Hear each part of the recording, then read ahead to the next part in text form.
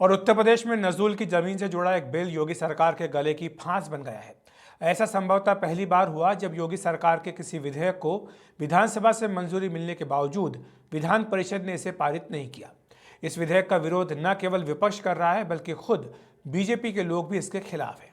क्या है ये पूरा मामला, समझिए संवाददाता रणवीर सिंह की इस खास रिपोर्ट में। दबाव बनाकर बोलेंगे तो ये नहीं स्वीकार किया जाएगा।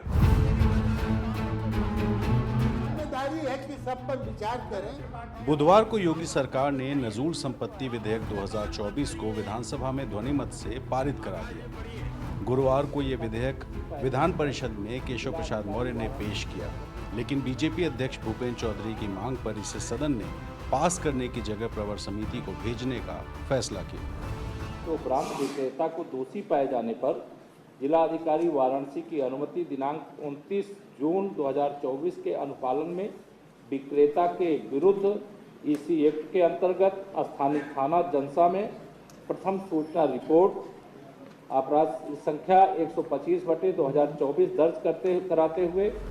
लेकिन ऐसा शायद पहली बार होगा जब योगी सरकार का कोई विधेयक विधानसभा में पास होने के बाद विधान परिषद में अटक गया हो। सवाल ये है कि ऐसा क्यों हुआ। असल में नजूल ज़मीन का वो टुकड़ा होता है जिसका कोई वारिस नहीं होता।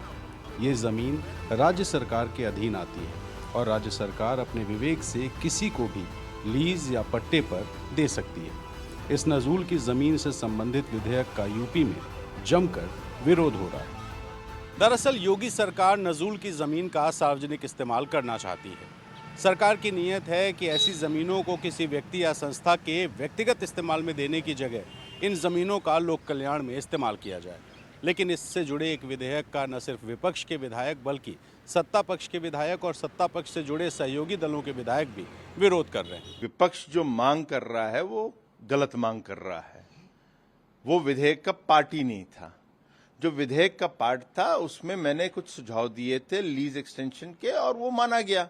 उसी दिन मान लिया गया, खन्ना जी ने मान लिया। सरकार तो मान रही है। सरकार तो सुझाव लेने के लिए हमेशा तैयार रहती है, और यही योगी जी भी हमेशा कहते हैं कि सुझाव लो और चर्चा करो सदन में। मगर नारेबाजी कर रही थी विपक्ष, तो हमारे सुझाव पे उस पर उन्होंने सुझाव ले लिया। अगर भारतीय जनता पार्टी की सरकार का, योगी आदित्यनाथ जी का ये कहना है कि इससे चीजें बेहतर होंगी, तो भारतीय जनता पार्टी के प्रदेश अध्यक्ष इसका विरोध क्यों कर रहे हैं? पूरी भारतीय जनता पार्टी के आधे से ज्यादा विधायक इसका विरोध क्यों कर रहे हैं? और विधान परिषद में इस विधेयक को प्रवर समिति में भेजे जाने की सिफारिश क्यों चल रही है भारतीय जनता पार्टी के अध्यक्ष के द्वारा? भारतीय जनता पार्टी की अंतर्कलह खुल करके सामने आ गई है।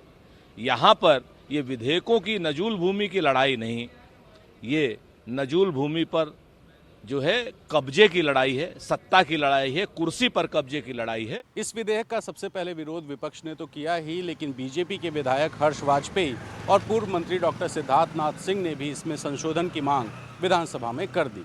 इसके बाद बीजेपी के सहयोगी दल के विधायक भी इस विरोध में कूद पड़े। विधायकों का दावा यह है कि अगर ये विधेयक पास हो गया तो इसकी वजह से जिला और तहसील स्तर पर गरीबों का उत्पीड़न बढ़ जाएगा। जो गरीब कमजोर लोग हैं, नजूल की जमीनों पर बसे हैं, ऐसे लोगों को वहां से न उजाड़ा जाए। इसके लिए जब तक नजूल के नियमावली में संशोधन नहीं हो जाता तब तक वो पास नहीं होगा। 2029 चुनाव है, हम किसी को उजाड़ेंगे तो क्या हमें निषाद पार्टी एनडीए को छोड़ेगा थोड़ी, वो भी वोट काहे को देगा।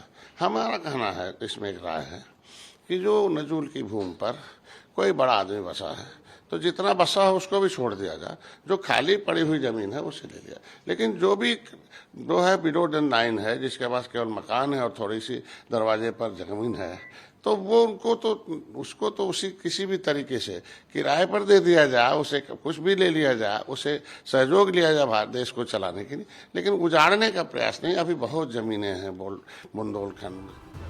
अब सवाल ये है कि ये विधेयक है क्या और इससे विधायकों को दिक्कत क्या है? जिस जमीन का कोई वारिस ना हो वो सरकार के कब्जे में हो, नजूल की जमीन का जनहित में उपयोग किया जाए।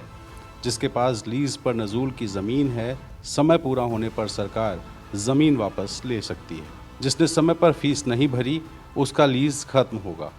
लीज एग्रीमेंट का पालन करने वालों का ही नवीनीकरण किया जाएगा। विधायकों का आरोप है कि इससे गरीबों को पट्टे से बेदखल कर दिया जा सकता है।